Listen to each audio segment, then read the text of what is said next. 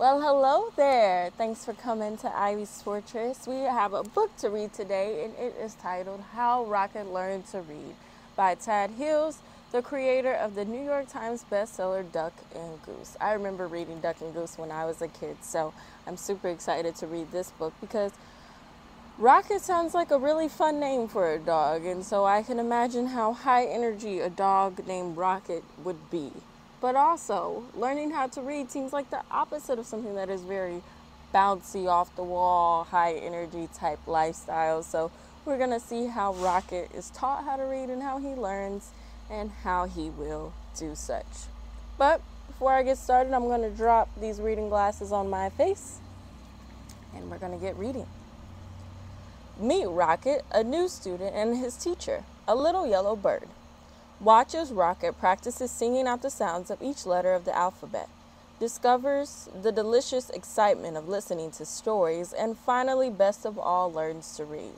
One of my favorite things to do is to read stories to children, and quite frankly, read stories in general. I love story time. I love learning about any and everything, so this is one of my favorite times of the day. And we're outside in the warm, bright sun on a nice fall day in the Midwest of America, and I just love how my landscape just looks so peaceful. You're going to hear some background noise because they're also doing street work outside today, but lucky we have our handy dandy mic and we're going to do just fine.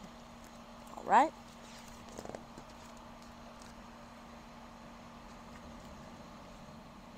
Okay. I do have a friendly bee that is flying around. I hope that I don't take it inside my house this time. I recently did. So, if you see the bee, say, "Hey, bee." How Rocket Learned to Read by Tad Hills, and this is a Schwartz and Wade published book. Rocket loved to play. He loved to chase leaves and chew sticks. He loved to listen to the birds sing. Every fall morning, after chasing leaves, Rocket would lie down in his favorite spot under his favorite tree. There he'd sniff the neighborhood smells and settle in for a good nap. But one day, a little yellow bird startled Rocket. "Aha! My first student. Wonderful," she sang. Rocket was confused. "Student? I'm not a—" "But if I am your teacher," the bird interrupted, "then you must be my student." Rocket found it hard to argue with this bird. "I am so glad you saw my sign," the bird chirped.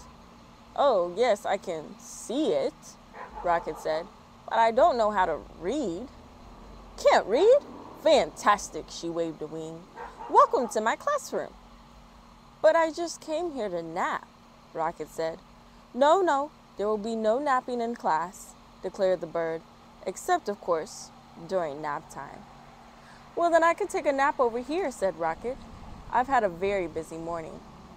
"Not to worry. I'll be around every day," chirped the bird, "until the weather turns." As Rocket breathed in the crisp air, the little yellow bird hung her banner. "All the wondrous, mighty, gorgeous alphabet," she marveled, "where it all begins." In English. A, B, C, D, E, F, G, H, I, J, K, L, M, N, O, P, Q, R, S, T, U, V, W, X, Y, Z. Yeah, I like my alphabet song. Opening up a book, the bird began to read. She sang out the story of an unlucky dog named Buster who lost his favorite bone. A cool breeze carried her lively voice across the yard. At first, Rocket was disturbed. But before long, he found himself captivated. To Rocket, the story was as delicious as earthy smells of fall. It was as exciting as chasing leaves. He closed his eyes and listened to every word. As Buster dug and dug under the lilac bush, the bird read, he felt something familiar. Rocket waited. Was it the bone? He wondered. Silence. Was it the bone? He called to the bird. More silence. Was it the bone? Rocket hollered.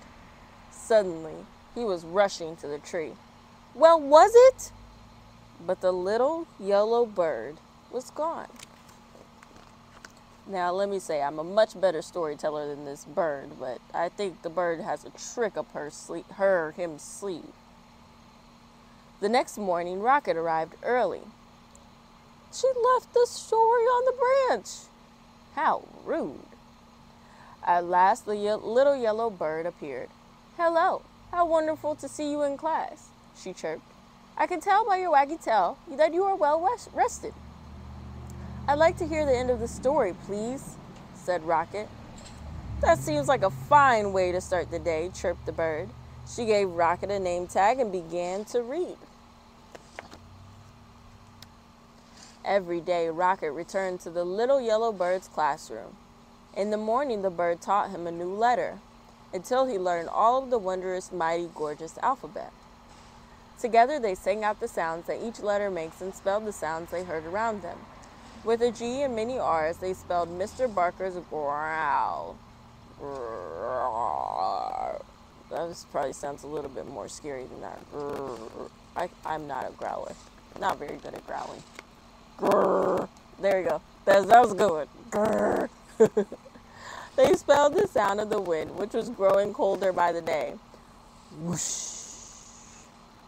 Soon, they were spelling words like fall, F-A-L-L, for the gusty time of year, and R-E-D, red, for the color of the leaves. And each afternoon, the bird read a story. She read stories about dogs and birds. She read about leaves changing colors and about birds flying south for the winter. Then one day, the weather turned and the letter banners disappeared. See you again in the glorious spring, the bird sang. And as she flew into the wintry sky, she called, Don't forget, words are built one letter at a time. The days grew shorter and the leaves fell from the trees.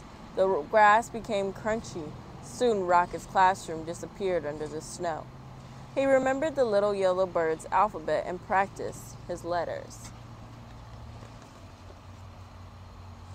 Rocket thought about the bird's sweet chirp while he sounded out words like D-I-G and W-I-N-D and C-O-L-D. He made new friends and spelled their names. Hello, E-M-M-A. Hi there, F-R-E-D. He spelled everything. S-U-N-M-E-L-T.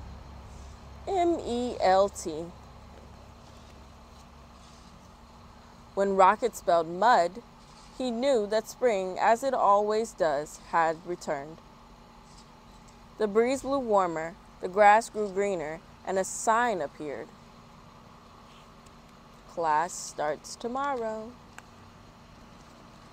Early the next morning, Rocket rushed to his classroom. As he waited, he spelled W-A-G. Soon the little yellow bird arrived. Aha, my star student, she sang. How wonderful to see you. I can tell by your waggy tail that you are ready for class. Welcome back, Rocket, her only student. Then together they began to read. They read stories about birds flying north in the spring. They read about picnics in the warm sun. They read about Buster and the lucky dogs who found his bone under the lilac bush.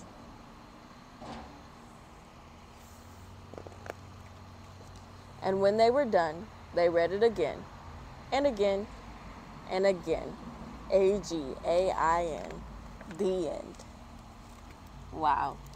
Yeah, I love books about dogs. As you can tell, you will see many of them when I read stories here on Storytime, because books about dogs just sing to my heart. I have 2 of them, and I love them very much. They're like my little kiddos, so reading up stories about dogs, I could read to my dogs. They don't necessarily learn how to read. I haven't taught them that yet, but maybe someday.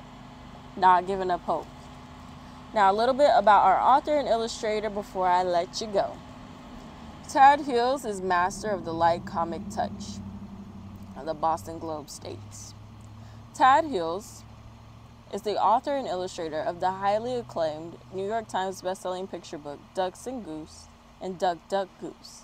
His board books include the ALA/ALSC notable children's book What's Up, Duck? He is also the illustrator of Waking Up Wendell by April Stevens. Tad lives in Brooklyn with his wife, their 2 children, and a dog named Rocket who has not learned how to read yet. Everyone loves Duck and Goose. So, this is the real Rocket here.